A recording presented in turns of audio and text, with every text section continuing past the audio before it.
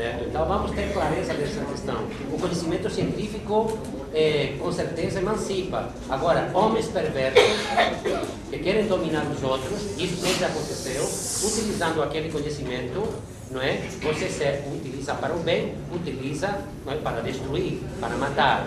Sobre o princípio do pensamento de Skinner, quando ele fala no egoísmo, né? No egoísta, ele está se aproximando de Freud, explicando as atitudes humanas através do id, coisa parecida.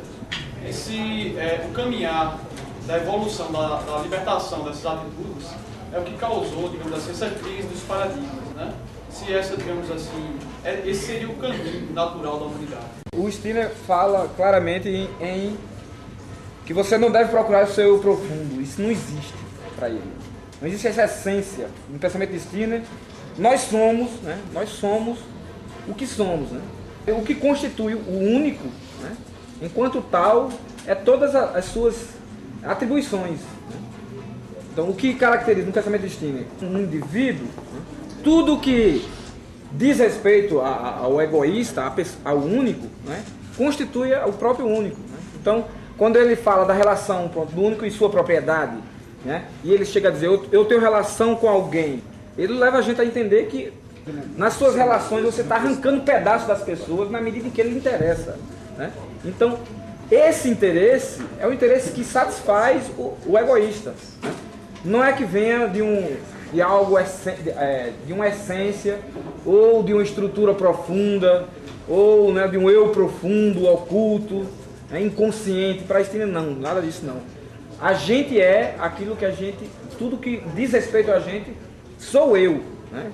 Minhas palavras sou eu, né? Meu olhar sou eu, né? Meus sentimentos sou eu. Não existe aquela unidade última que seria finalmente eu, né?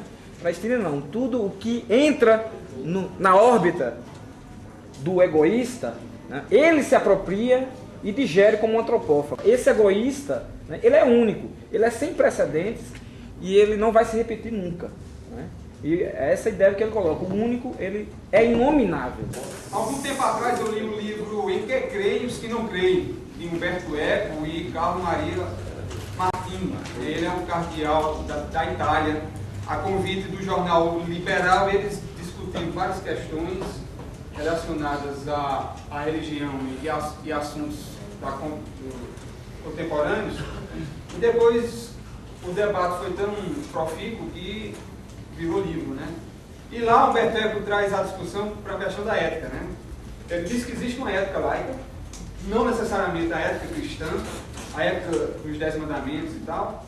Qual é a ética em ser um egoísta? Qual é a ética do evangelho do bruxo, né? Qual é a ética em ser, enfim, ateu ou agnóstico? Qual é a ética disso? Se existe uma ética, e qual seria essa ética? Eu gosto muito do desafio do paradoxo. Eu trabalho com linguagem, e linguagem é em si paradoxal, né? É paradoxal. Esclarecendo o que o Rogério falou, a linguagem é complicada, né? Porque você pode dizer a frase mais ingênua para a sua colega e a colega ficar com ar de você. Você pode chegar para essa moça pode chegar para ela, mas teu cabelo está tão bonito. E a sincera é o elogio dela. Mas a outra ficou chateada, calou-se e foi embora. Talvez porque não quisesse que aquela frase fosse dita por essa pessoa. Talvez porque não quisesse que o cabelo fosse notado por aquela pessoa, que fosse dito na frente de tantas outras. Enfim, veja como a linguagem é complicada. A frase mais ingênua pode ser entendida dependendo das situações pragmáticas, né, em que elas são pronunciadas. Outra, eu vou citar aqui uma reflexão e citar um fato para expressar melhor o meu raciocínio, que é o gosto pelo paradoxo. O que é isso que eu quero dizer? Eu acho que ciência e fé não são coisas que se excluam, não. Agora, claro, eu tenho uma concepção de fé que pode ser diferente da concepção de fé que muitas pessoas têm, né?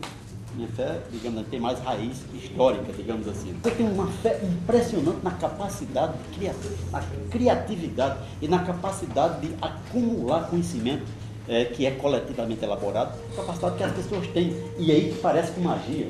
Quando você vê uma pessoa, que muito talentosa, é claro que aquela pessoa conseguiu a partir, evidentemente, do trabalho paciente, reunir em si o talento e o conhecimento acumulados coletiva e historicamente.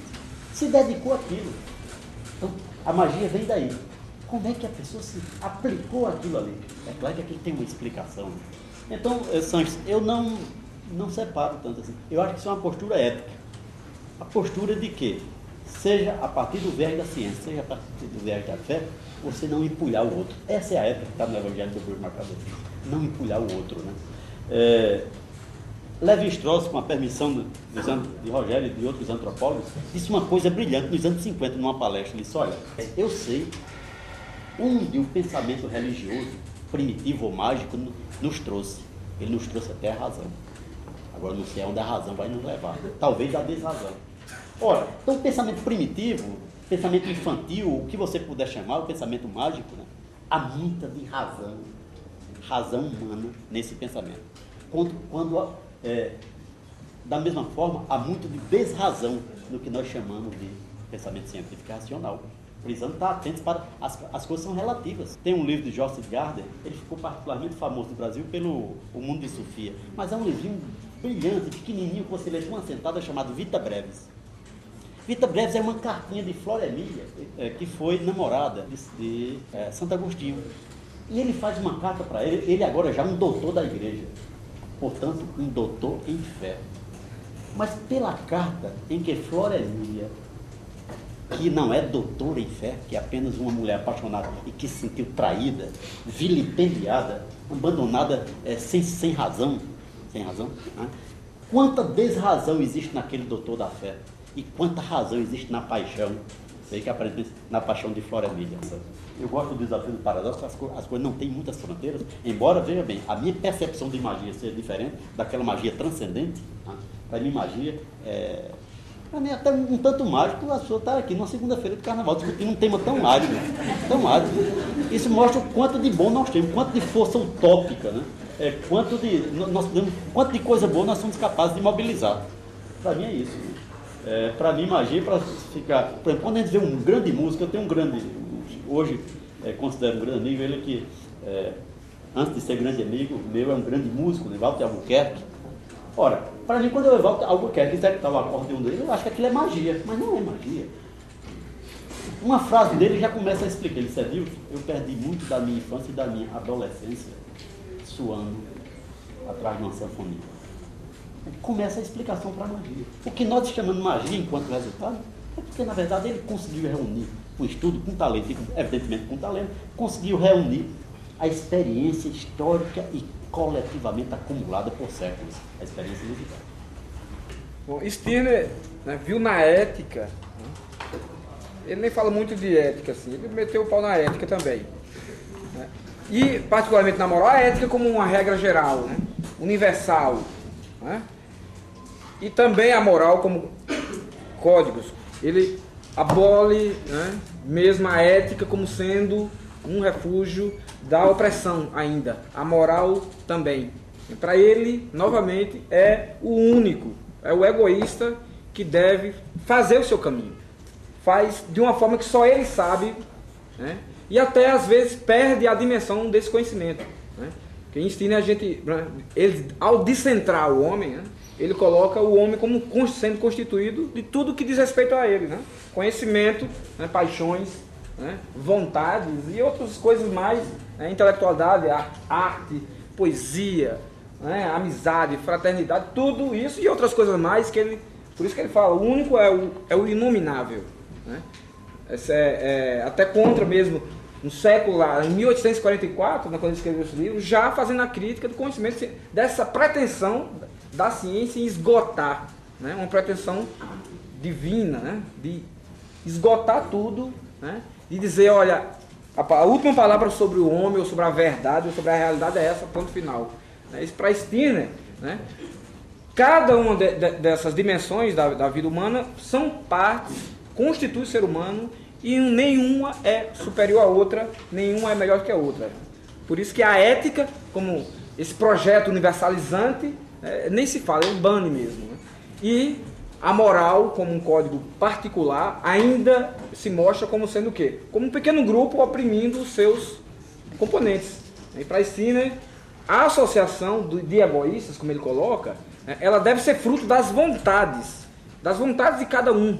Uma vontade que se estabelece na própria relação que as pessoas têm consigo mesmo, entre si. Né? E o egoísta ele vai criar essas associações, ou sair delas, ou destruí-las, conforme os seus interesses.